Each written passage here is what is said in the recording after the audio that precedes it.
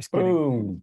Hey, have you made progress on your mind map? If you wherever you're watching, I can't see it, but just hold up your mind map. We've got Eugene made a bunch of progress. That's awesome. Yeah. So I suspect we've got a bunch of mind maps going up right now, or this, at least that's what it looks like whenever I talk to people in person. So great news. You're on your way to completing the first step in the 3-step writing process that I teach. I call this the MORE writing method. Okay, MORE is an acronym. The M stands for mind map. All right. Now, good news, bad news. Good news is I'm sure a bunch of you made progress. The bad news is this takes more than 2 minutes to do this mind map. And so what I'd encourage you to do is take 15 minutes as soon as this session's over, or tonight before you go to bed, and try and finish your mind map. All right. How many of you can commit to that? How? Let me ask you this first, Chandler. Yeah. So when you say finish, is it like are you looking for a certain number of, I don't know, different bubbles around the main idea? Should there be a minimum? Should there be a maximum? Is like too much? Is there too little? That's a great question. Yeah, that's a great question. So that's a perfect tee up into this next piece. Awesome. So exactly what Eugene said. You're going to take 15 minutes and try and finish this mind map, and then you're going to move into kind of groups of ideas.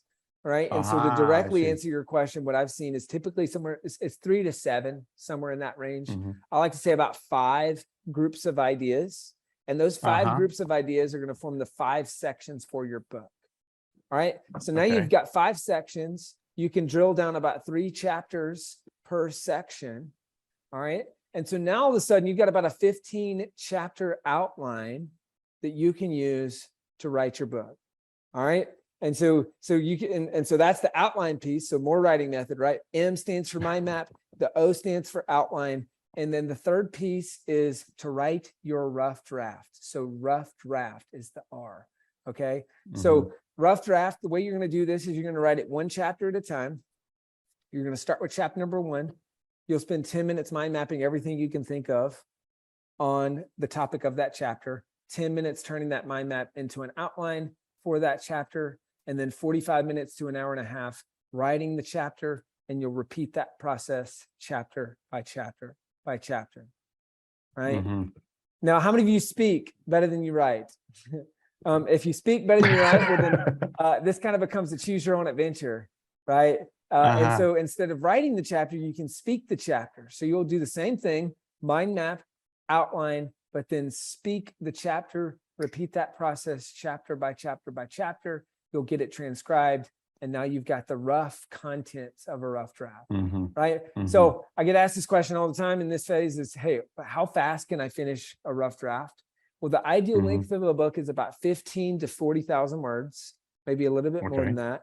The average person speaks 150 words a minute. So if you're speaking or writing using this process, you can get a rough draft done in as little as a weekend.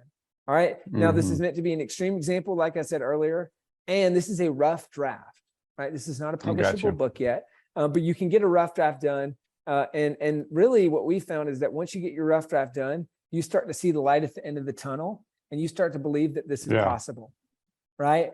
And done is better than perfect, right? Because many people say, I want to get it done, but it has to be perfect before anybody sees it, and then nobody sees it. Yeah. Because it's never perfect. Exactly. And so that's why we say don't edit while you write, right? Because you get the rough draft done, and then the editing is to make it as close to perfect as possible. Like you said, Eugene, it will never be perfect. But the goal of the rough draft is not perfection.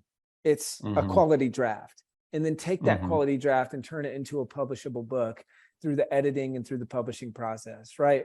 Now, this process is so easy to follow that an 8-year-old can do it, and an 8-year-old did it. This is one of our youngest authors, 8-year-old Emma Sumner. Her dad worked with us, published a couple books with us. She saw him do that. She said, hey, Dad, I want to do that. And then, so she did it. And her book made $4,000 in the first 3 months, donated all of that to an autism awareness charity. She was on local TV, did a book signing, started speaking, like all of these things. So if an 8-year-old can do it, you definitely can.